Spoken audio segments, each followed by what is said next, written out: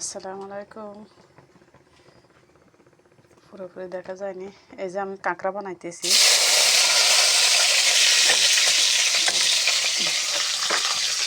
দিয়ে দিলাম পেঁয়াজ। তারপরে পেঁয়াজটা কিছু কষে আসলে হালকা একটু হলে হবে। তারপরে দিয়ে দিব হলো যাই আদা, রসুন, মরিচ, হলুদ। এটা আমি ব্লেন্ডার করে নিছি, এটার মধ্যে রেখে দিয়েছিলাম। তারপরে দিব হলো যাই টমেটো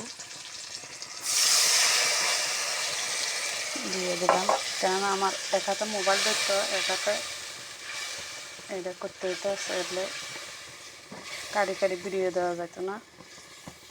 পরে দিব হলো যাই টমেটো, এটা ভালো করে কষক, লবণ এগুলো দিতে হইব, ধনিয়ার গুঁড়া, মরিচের গুঁড়া, হলুদের গুঁড়া, আদা রসুন পেঁয়াজ।